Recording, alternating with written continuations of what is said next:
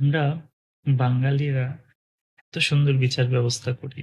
এত সুন্দর ভাই রে ভাই কি বলবো? মানে যেটা হচ্ছে যে যারা অনেক বড়, বড় অপরাধ করে তাদের জন্য পুলিশ, আইন। তাদের জন্য পুলিশ আইন। তারা আসে, পুলিশরা এসে তাদেরকে ধরে নিয়ে যাবে। নিয়ে যেয়ে ৬-৭ মাস, বড়জোর ২-৩ মাস, বড়জোর ১ বছর জেলে রাখবে।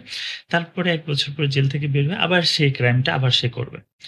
কিন্তু যখন আমরা দেখি যে আলু চুরি করতেছে, পটল চুরি করতেছে, তাদেরকে আমরা ধরে উদ্ধম-মধ্যম পিটাচ্ছি, পিটাইয়া মাইরা ফেলতেছি। হ্যাঁ?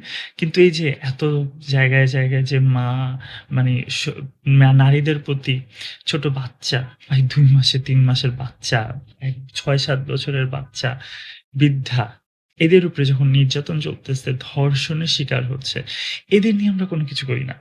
এদের এই ধর্ষণকারীদেরকে আমরা কিছু বলিই না। রাস্তায় ছিনতাই হচ্ছে, আ অন্যায় অবিচার হচ্ছে রাস্তাঘাটে।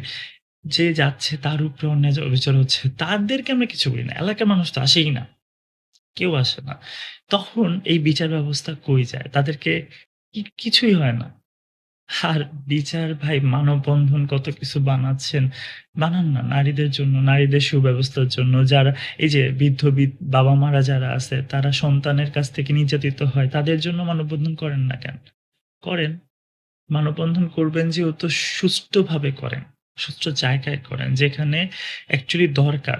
আমরা তেলের মাথায় তেল সবাই দেই। কিন্তু অ্যাকচুয়ালি যেখানে গরিব যারা আছে, দুঃখী যারা আছে, হাসপাতালের বেডে যায়া টাকা গুনতে হচ্ছে এদেরকে। আর ডিসকাউন্ট পাচ্ছে কারা? যাদের টাকা আছে। তারা ডিসকাউন্ট পায়। আর যারা গরিব তাদের কি করতে হচ্ছে? গরু বিক্রি করে, জমি-জমা বিক্রি করে এসে চিকিৎসা করতে হচ্ছে। তাই না? এটাই বিচার ব্যবস্থা। বাংলা